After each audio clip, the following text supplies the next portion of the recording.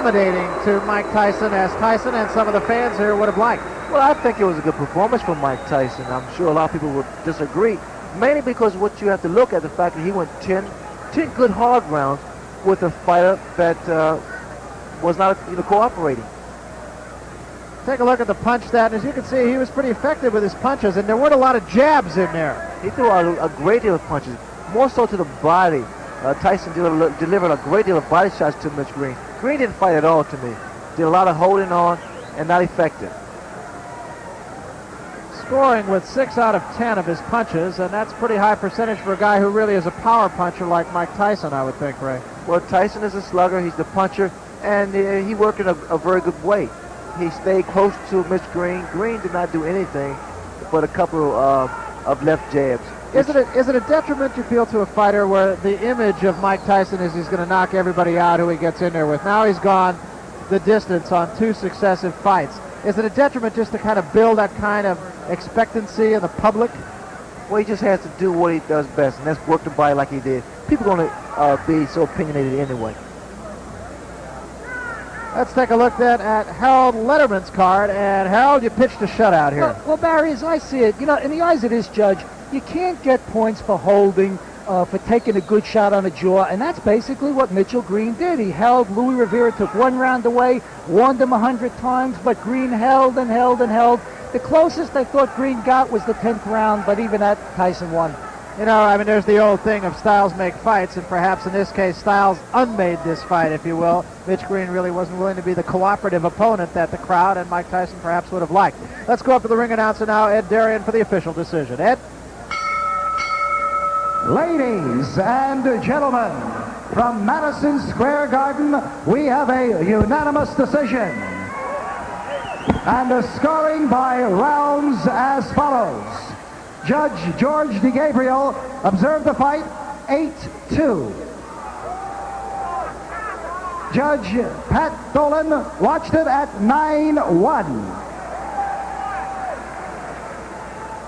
And Judge Georgie Colon observed the fight 9-1 for the winner. For his 21st straight win in his many fights, Mike Tyson.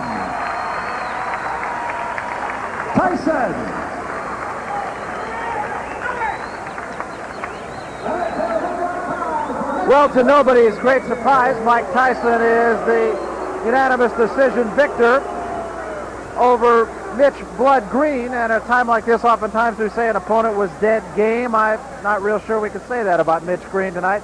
He did manage to take Mike Tyson's best punches, but I think really that's about all you could say about the opponent. Well, Mitch Green was not a fighter tonight. All he did was try to survive there. I was quite disappointed in Mitch Green's performance. He did nothing. Right now, Larry Merchant is with the winner, Mike Tyson. Let's get up to the ring, and Larry and Mike. Larry? Mike, this is your first fight here in the big room at the Garden. Were you satisfied with it? Almost definitely. I don't want to sound rudish or anything. I didn't want to knock him out or anything. I wanted to put a lot of pressure on him and make him decide himself whether to give up or not. He wouldn't get knocked out. If he get hit on the chin, he can't see the punch, and he will say, "Oh, I didn't see the punch, I got knocked out." So I left it up to himself, and as I must say, I must take my hat off. He's a very tough individual. That's a little bit odd.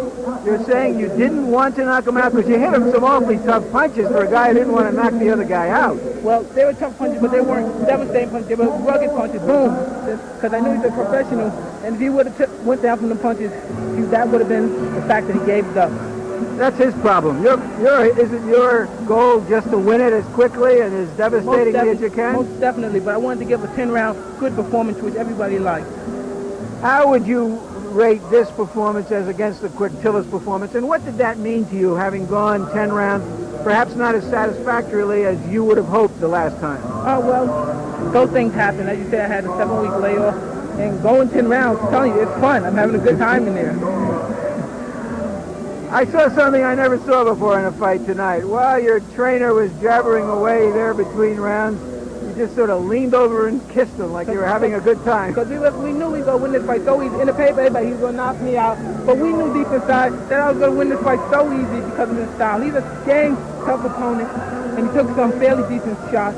But as you know, I won comfortably, and I didn't try for the knockout, and I used a great deal of discipline in there, not knocking him out.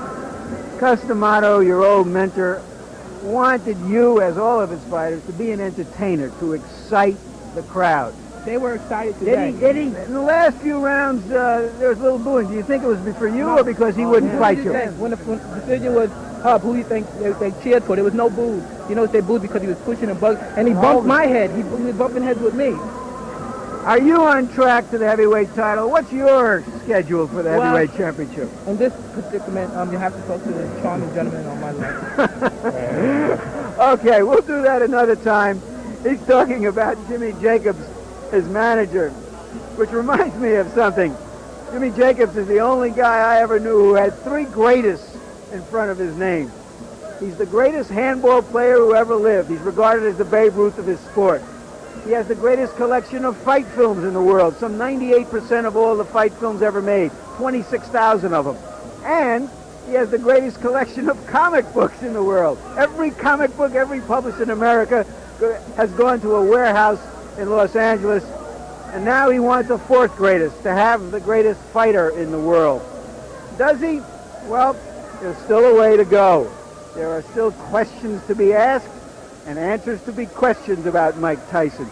He hasn't yet proved that he's the second coming of Marciano and Frazier, but he does seem to be getting there, slowly but surely.